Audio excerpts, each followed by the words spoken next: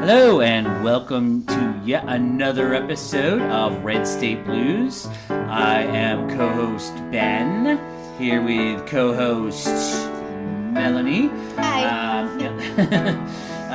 We're back yet again for after another long hiatus. So finally got our shit together here to do a little bit more talking here and whining about and complaining about things. So yeah, thanks for tuning in to another episode here. We had a lot we wanted to just kind of discuss and go over from our perspective again from the middle of Michigan, and I think that the election is first and foremost in everybody's minds.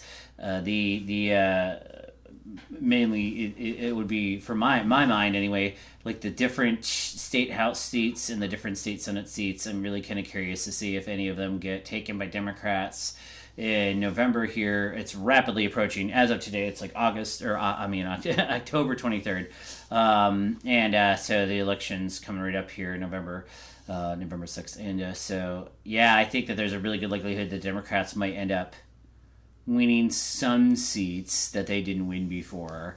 Not everything. I think there's a very good likelihood that they're going to hold on to the governorship and they hold on to the higher up executive level things like that. Maybe like the attorney general, maybe if we're lucky, the attorney general and secretary of state. So I think those are running pretty good. But we'll see. Yeah, because it has narrowed. Like the gap on the polls has narrowed. Yeah, I mean the thing is, you never should assume anything, and that's a mistake. Everybody needs to vote, so everybody should just get fired up and vote and do their voting early if possible, or absentee, or however they want to do it. Right. Just make sure you do it. If you're listening to this, no matter who you want to vote for. Actually, I actually don't necessarily think a straight party ticket is always the way to go either. I just think that, it is most of the time. Like I said, I think that Democrats could really... I really like Mark Bignell again, because I met him and everything like that. I really think that the moderate way is the way forward. The Democrats could really... going really liberal, I think, on social issues, like healthcare and getting food for kids.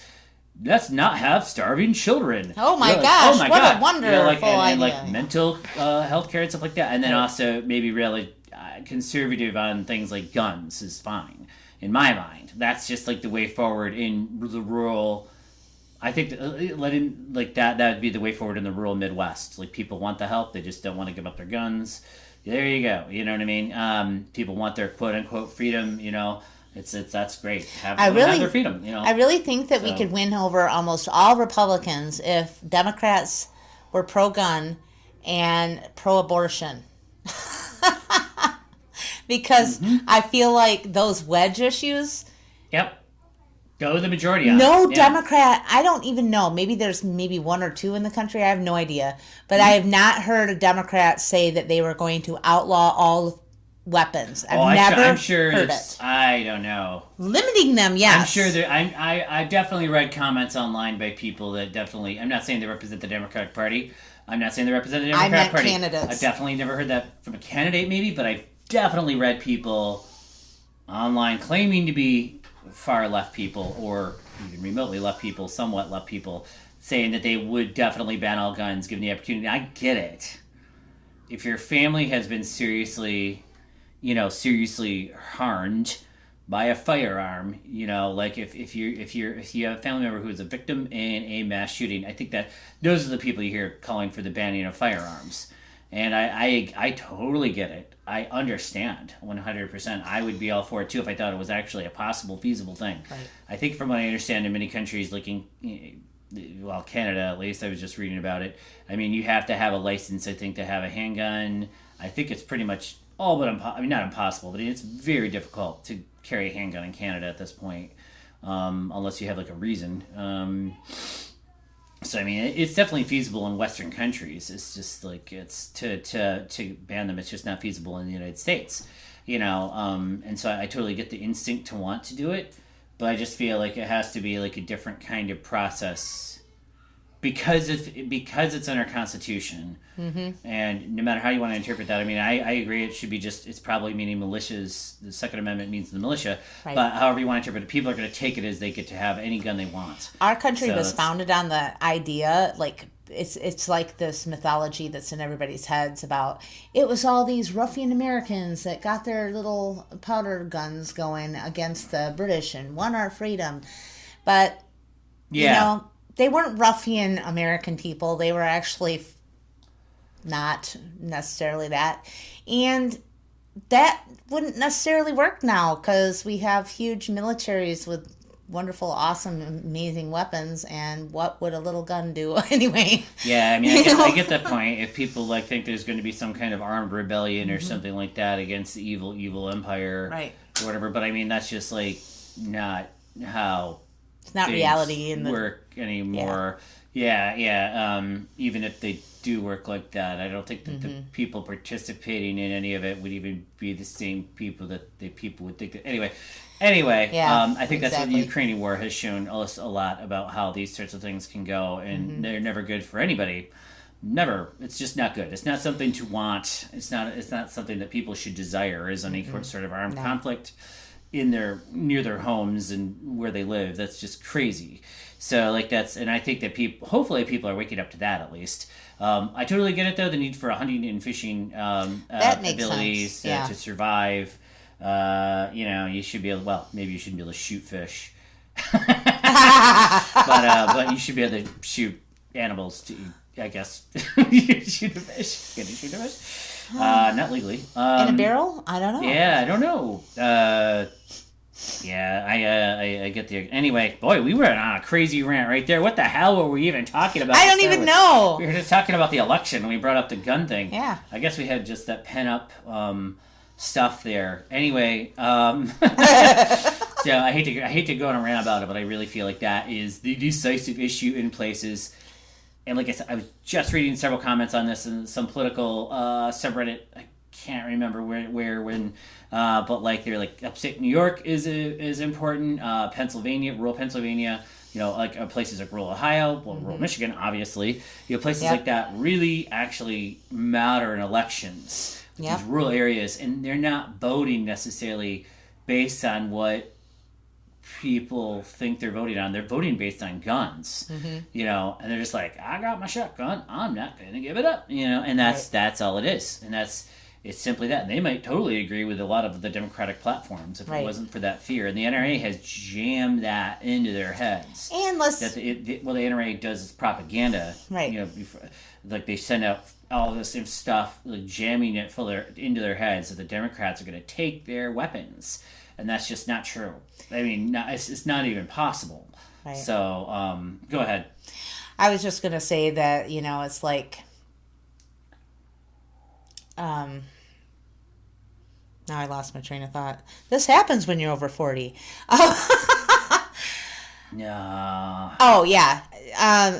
I think that more rural people would vote for Democrats if Democrats also would talk about these areas and maybe make some effort in the rural areas more and not just focus on the cities or the coast. Well, they're starting to. I think that's a big shift. I've noticed that lots of Democrats are running around here now. Lots of them are getting funding from the National Party. Yeah. They're getting noticed. They're getting interviews. They're getting all kinds of things like that, which is awesome. So there's been a huge, huge, huge shift. Mm-hmm. They know that now, too. I think there's parts of the South that you could pretty much write off.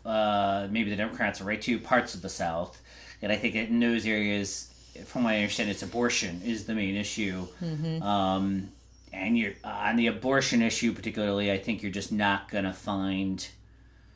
I just don't see the common ground happening. If one side thinks the thing is murder, the other side is just... I mean, is just plain evil, apparently, and that's how they're going to think. And I don't know if that's... I don't know how we can come to common ground on that one. And that's pretty much like the entire South, it seems. That they're just... Not that there aren't liberals in the South. There's a lot of liberals in the South. But, I mean, they just think that... I don't know how we can figure that one out.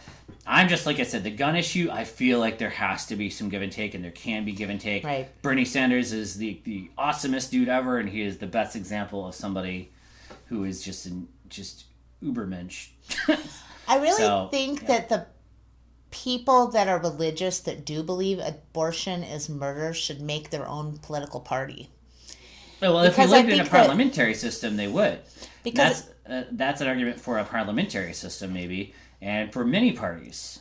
And then there'd have to be coalitions of parties. After running the petition myself, I did see people that were telling me that they were conservative Republicans that came to sign the petition to add it to the Constitution in Michigan. And I think that those people that really believe that, that's okay. But I mean, they'd probably have more force if they were their own political party, because there's more common ground really that could be found between Republicans and Democrats if that wasn't the issue. I agree. Yeah, but then again, the conservatives would try to find a way to co-opt the religious party, because if there was a parliamentary system, I think they would have to have like a coalition, between, so the conservatives, of course, the religious party could kind of like, well, we're going to vote with the Democrats on this one, or we're going to vote on the Republicans on this one, and the Republicans will have to give us more of what we want if they want our votes. Right. So you're right, it could really benefit the religious party if they form their own party. Which maybe is a good idea, actually, for them to do that. I don't know how that's possible in our system. It just seems like our system is... Starting a new party is like almost impossible. Completely impossible, unless we would completely change our system somehow. I don't know. Which I don't see. And like I said, again, I don't even know if that really matters, because then you have these coalition governments, and then it ends up being like one party ends up... Like the Conservatives in the UK are just dominating anyway. You know what I mean? Because they're getting all these other parties that are helping them stay in power. I think there's a misnomer, too, from the religious people believing that Democrats don't care about life. The difference is that I care about somebody who's here already. I care about somebody I care about that baby, too. But I want that baby to have a good life. And once it's born, I still want it to have a good life. So I want to feed it with school lunch programs, and I want to... make sure that there is a safety net for them during their middle years and when they get aged. And that's the difference between a Democrat and a Republican. I don't value only the fetus, but also once you're out of it, I don't care about you anymore. I'm not going to give you a school lunch program and go join the military and be cannon fodder. I don't see the correlation there. I definitely believe in life. I think a lot of people do. We want to take care of the ones that are here. That's my 2 cents. You're right. I don't understand that perspective. I mean, I totally agree with you, and I don't understand the other side. I understand how you can skip that. I know it does seem like that. It does seem like they're missing that part of it. Other than they would say maybe it is organized religion's job to do that job. Yes, so but organized religion's job is to take care of the needy and the poor, right? In the Bible or whatever. So like that, they think But the Bible also says there is a system for that. Thou shalt not kill. It doesn't say thou shalt not kill fetuses, but it's okay for war.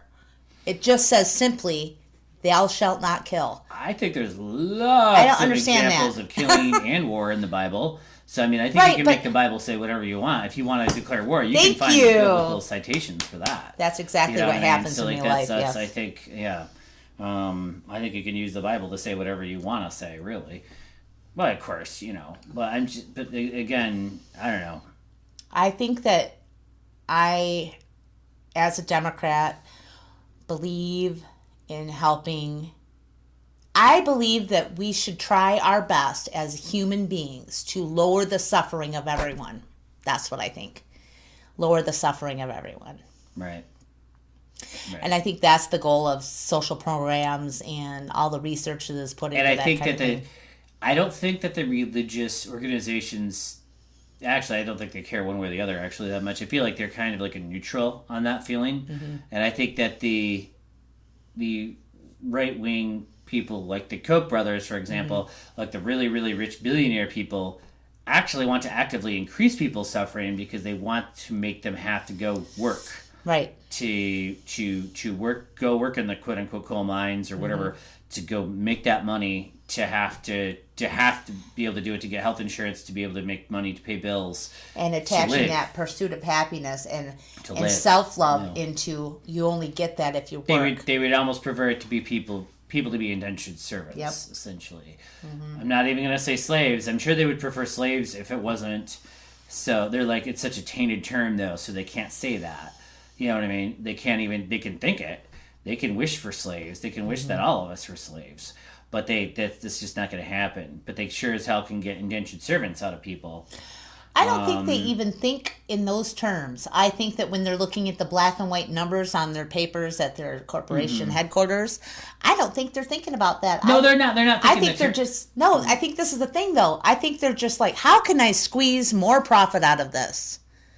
And they don't see the real people attached to those numbers. Less, and they need to be able to pay people less. Work more, pay less. I was gonna bring this back around. Back around to my article that I just saw on Reddit a couple days ago.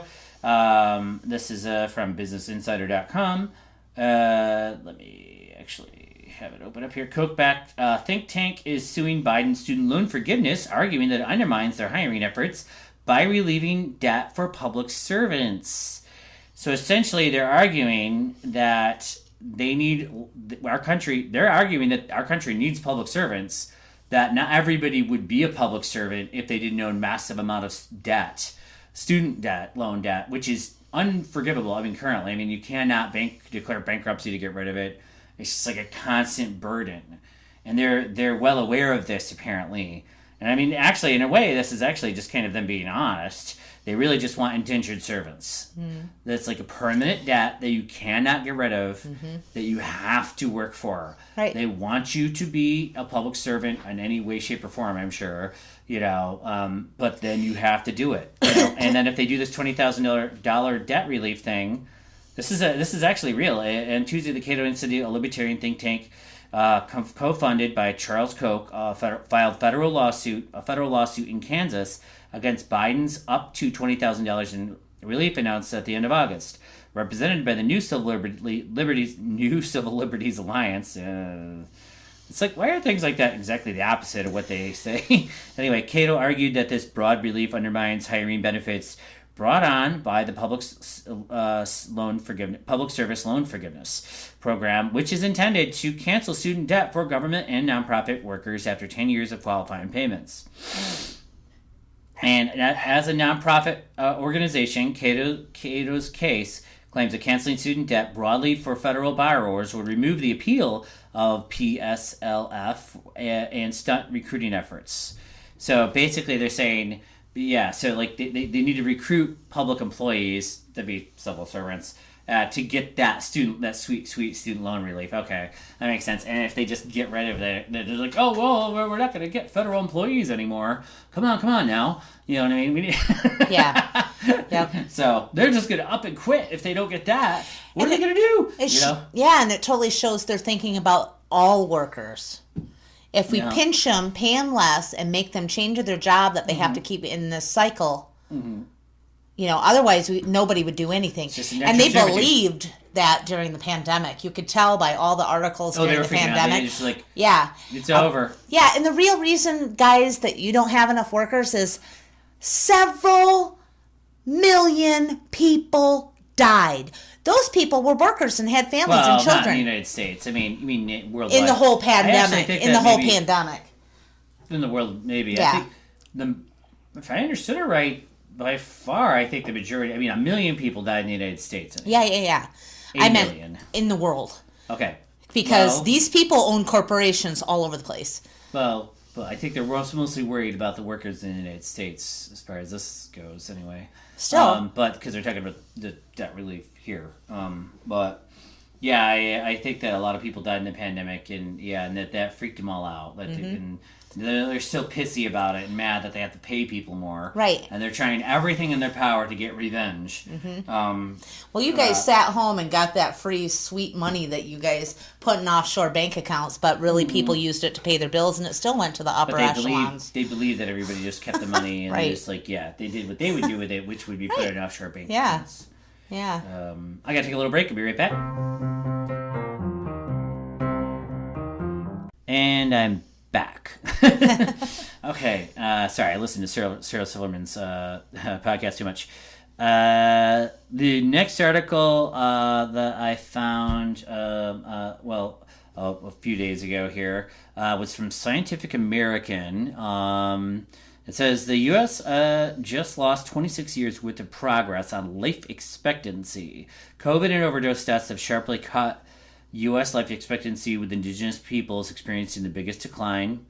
And this is just in the past year, roughly, couple years, with a few notable exceptions, such as during the 1918 influenza pandemic, World War II, and the HIV crisis. Life expectancy in the U.S. has had gradual upward trajectory over the past century, but that progress is steeply reversed in the past 2 years as COVID and other tragedies have cut millions of lives short. I mean, let's make this very clear. We don't believe that the pandemic was fake or anything like that. Nope. And that there definitely was 1 million people in the United States that died. Yep. If you would like to, oh, by the way, I want to talk about this little podcast. If you would like to listen to a very good, just a 3-episode podcast by a really famous podcaster. It's the one who did Serial. I think her name was Rachel Updike.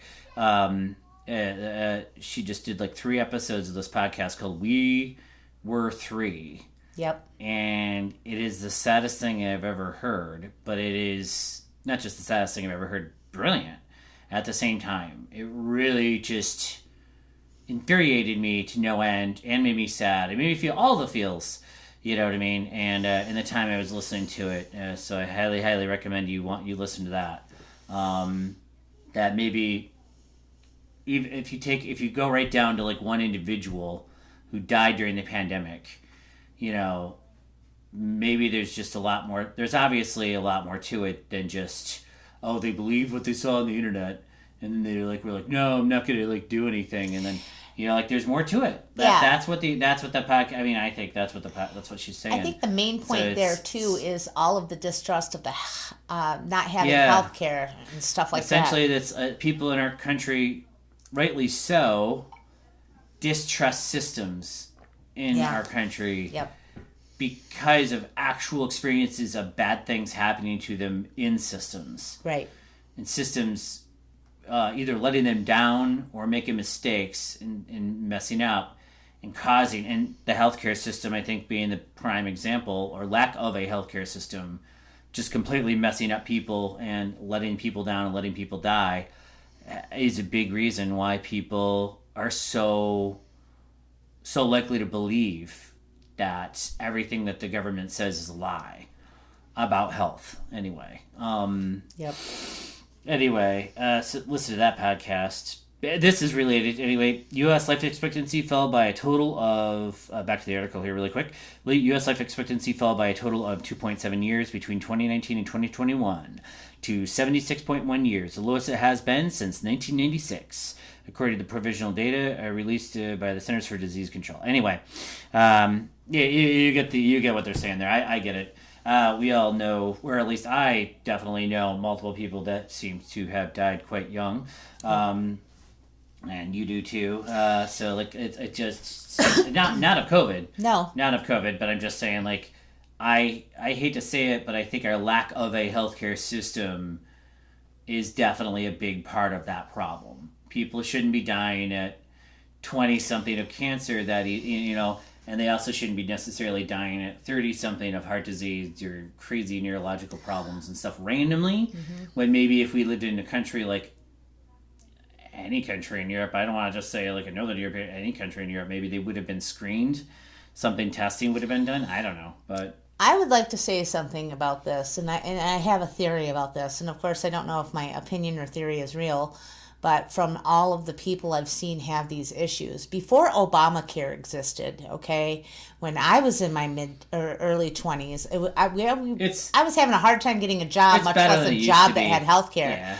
And that could lead to the death outcomes that we're seeing now because there was no preventative care. There were no... people weren't able to get their checkups or people our age especially do not trust and 30s. People our age, in fact, I think people in their early 40s and 30s, especially probably people who didn't have health insurance for a long time. I'm thinking people in their 40s more, but like I didn't have health insurance for a very long time too. Yep. And you really grow bitter and really mistrust. Yep.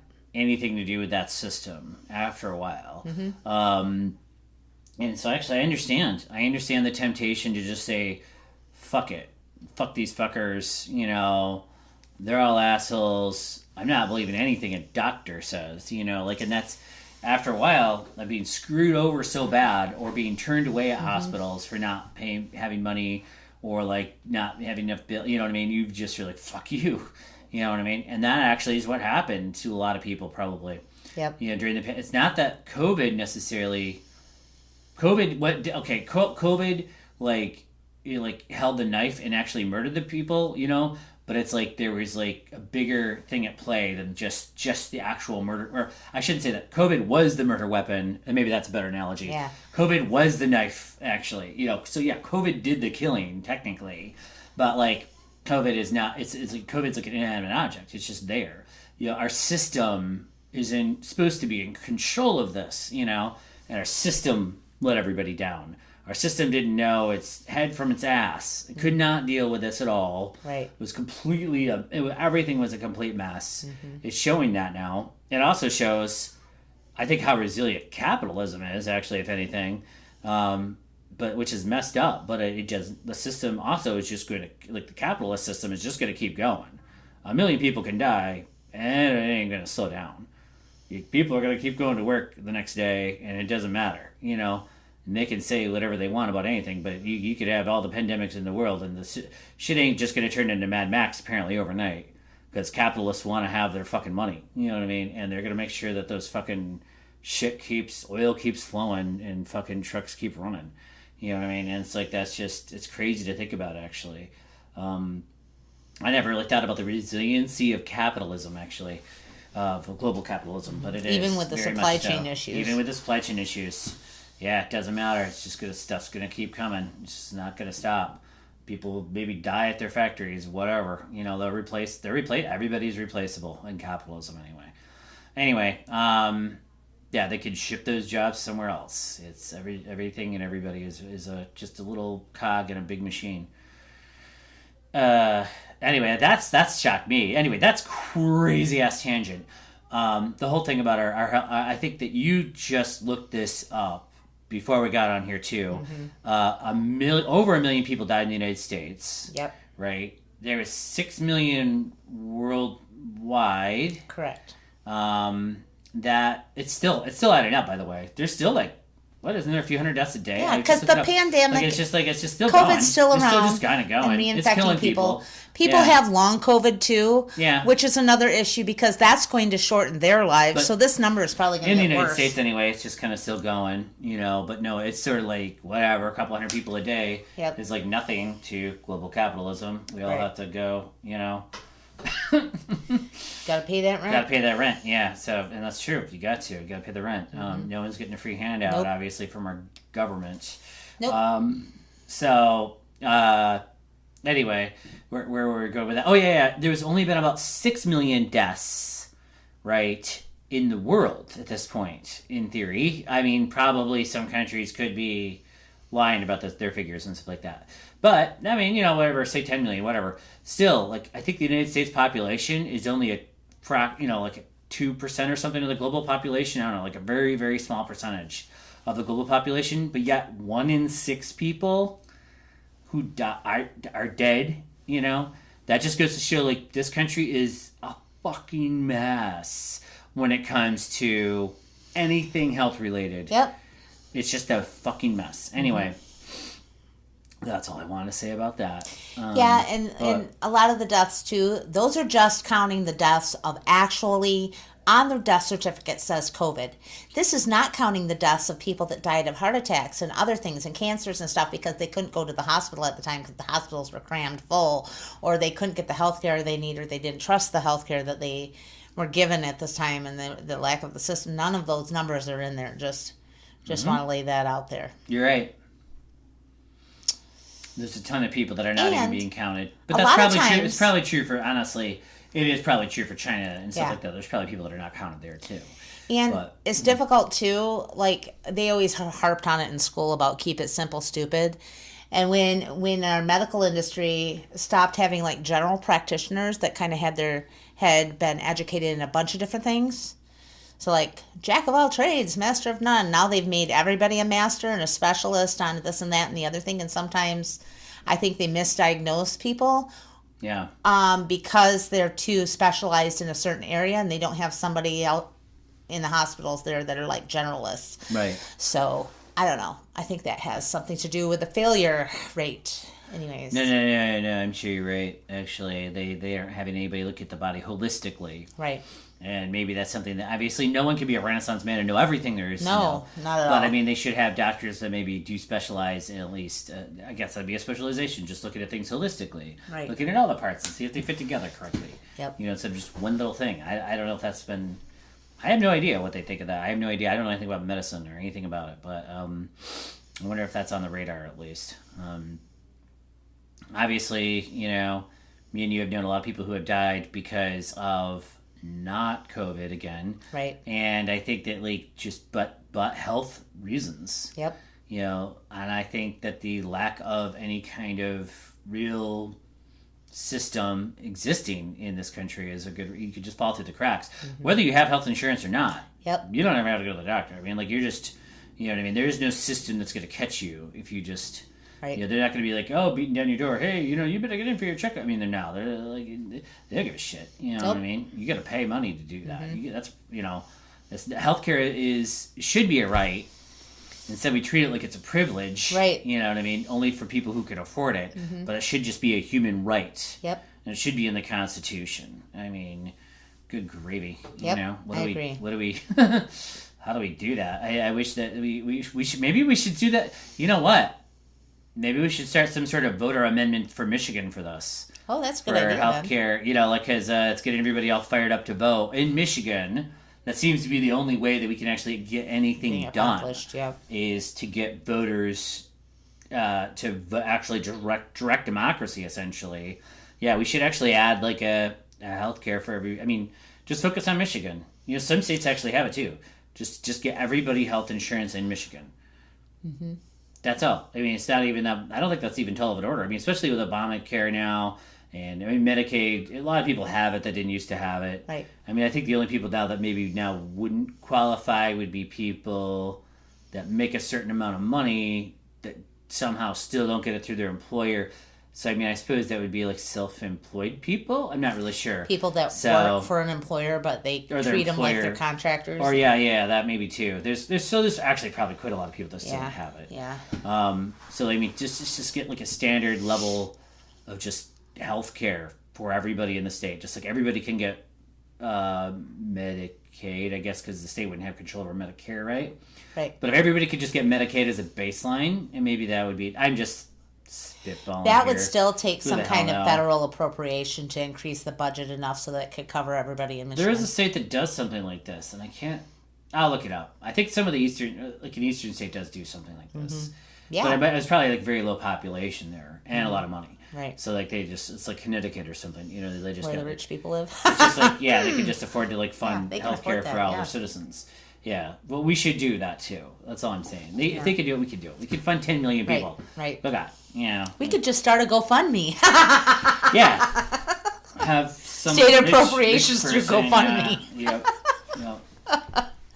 We could sell things. Yeah. Start being eBayers for the state. Yeah. This is the United States in which we live. I think they seem to be able to get money for like roads and whatever else. Like, it's something like that. They seem to have no trouble getting just zillions of dollars. Right. So it seems like that's if they could just say like healthcare. Let's just get a bunch of money for everybody to have healthcare. Yep. Of course the Republicans would immediately respond by saying no. It's not that we can't afford it. That we can't fund. That would be taxpayer-funded abortions. Mm-hmm. So that's why we can't do it. Yeah, so and they would have to find a way to not do that. They're already looking at if they can get get all the seats or get the majority in both the House and Senate after the election, they want to gut the program. They don't want it to pay for abortions or contraception or a lot of hormones, replacement hormones. What program? Medicaid, Medicaid, funding for Medicaid. They want to cut the budget for it. I didn't think Medicaid actually paid for anything like that anyway. I have no idea. I assume that Medicaid probably pays already. For hormone replacement. I'm sure it probably birth control pills. Yeah, but it doesn't pay for abortions, I bet. I mean, does it? I don't know. I don't know. Sure it seems like something they would have cut out decades ago. That's all. But I have no idea, actually. They want to cut the funding for that in the school lunch program. They just want to get rid of that thing. Why should they feed children? Why should children have food? Why should children have food? They only get food if those they work. Kids need to get out and work. As soon as they're out of the womb, they need to be in the coal mine. Get a job. And then get a job. Go be lazy. Lazy toddlers without working. Yep. They need to get to work, toddler. Pull yourself up by your pull-up. Yeah. Back into the mine. Right. Make me some gold. This is it's funny, but it's not, because that used to be the state of things here. And it took many people dying, many children dying, and many women primarily going and I think it was women trying to change this and get children to have some rights in this country. I know. Unfortunately, in that Michigan Bill of Rights for humans, they should also make it food is a human right, air is a human right, fresh water is a human right. Because without any of those things, you're dead. Yeah, I know. But I don't think that's going to happen. I don't think so either. But they would block it from ever even getting on a ballot. They would, and if it did get passed through petitions, they tried to block it like they did the abortion. Well, they're trying. I don't think that they're very successful actually so far at that blocking petitions thing. They haven't been able to. Once something becomes in the state constitution, like I think they're. It's really hard to undo it. And then also, I think that they've successfully, by gerrymandering, they've successfully maintained control of the legislative branch for so long that the only option that people feel they have is through vote a referendum, which is direct democracy, and that's the only way people can actually get anything done. Right. Because they're just out there blocking everything for anybody. And so I guess, hey, they have a problem with that, too. They don't want that either. And so what they do then is, if it does get on, then what they do is they try to control it by the budgetary funds that go to those programs that are guaranteed in the state constitution or the amendments. They try to choke them to death. Sort of like public schools are starved. Underfund them. Yeah. Either way, they figure it out. That was a big thing that Rick Snyder did back when he first got in charge. He cut public school budgets by a shitload. Yep. And then all the colleges and universities raised the tuition by a shitload, because the public ones, because they had to have get their money back. But anyway, that contributed to the vicious cycle of student loans, of course. Yep. Which then contributed to the amount of indentured servants we have today, apparently, looking for public. And it contributed to during the George Bush times when they changed it so you couldn't file bankruptcy on those student loans. Yeah. It was artfully created. The whole thing, actually, yeah. Anyway, yeah, I think I'm trying to think of anything else in local news or anything like that lately to go over. I can't think of anything other than it's hunting season, bow hunting season, and then it's going to be regular hunting season soon in Michigan, so that's good. And what else? I can't think of anything else other than, just vote like nobody's business. Get out there and pretend that your party is going to lose, and then act accordingly. Yeah. If you have a vagina, you best be in that box. Voting. Beep. That's all I have to say about that. Is that how you vote, do you? Yes. You hit the beep button. Well, you know what I mean. Is there a button? There's not a button. Do you hit your vagina? Well, I hear a beep when when the ballot goes through the scanner thingy. That's when you hear the beep. See? Oh, yeah. Okay. She made the press a button thing. Anyway, she with her finger. Beep. All right. Anyways. Well, Go ahead. Nope, that's all right. I was just we were watching something funny last night, just off topic and not about politics for a second. that was sort of hilarious. Back when we were kids, there was this show called Unsolved Mysteries. And apparently they brought it back, and we were like, oh, this is hilarious. Let's look at something nostalgia. So we watched a couple episodes of it, and it featured Michigan in one of them. Oh, yeah, that's about right. the UFO that was seen over in the Holland area, and like half the state saw it. 1994. And it was a massive UFO sighting in Michigan. Yeah, it was confirmed by the National Weather Service radar, and is still to this day unsolved. That was pretty freaking awesome. I thought that was it was our state's claim to fame apparently in 1994. Right, 1994 times, yeah. You know what the interesting part is that show really was kind of like everybody involved with it basically says like they totally saw it, they totally think it was real. At the time, the powers that be, basically the National Weather Service, wanted to just say like no. That was not a UFO. It was something else. It was some sort of hot air or something. And I don't know why. That doesn't even make sense to me. Why would they even care? But in 1994, apparently, it made sense. And, well, everybody was afraid of being a kook, right? Yeah, everybody was afraid back then of everything. And now no one cares. Aliens could land on your front door and everybody would just be staring at their phone and not care probably. But that's how it feels today compared to that. And the budget of the United States. Yeah, I mean, like, there's a story just recently about them starting some kind of board that looks into UFOs. Oh, yeah, I know. Now, like, they're like, showing, like, fighter pilot footage and all kinds of stuff. But anyway, Michigan's a hotbed of UFO activity. If anybody has any UFO-related tips or information, let us know at... What is our email? Our email address is benandmelanie@gmail.com.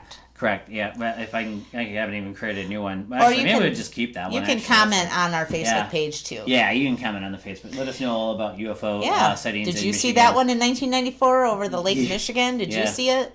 I want to know. I wish I would have seen it. I did not see it. I had not ever seen one, but I wish I would. I remember it being on Channel 9 and 10 News. Yeah. Anyways. Yeah, so anyway, happy hunting to all the my fellow Michiganders who go hunting too. So good luck out there. There's a lot of deer. They're always running in front of my car.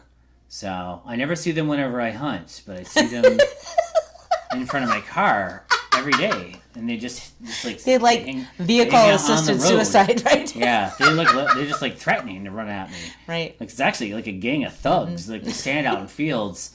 They're like, hey, you're gonna ruin that dude's car. And then like one of them will just run at you and crash right into you. It's really dangerous. Like stop. Yeah, they're like deer gangs running around here. Yeah. So yeah, happy hunting. Get all of them you can. Stopped up from 80 cars. So yeah. And anything else you want to go over or anything today? Or I don't think so. I think that's all I can think about right now. Nope. Happy Halloween coming up. And get your butts out and vote. Vote, vote, vote.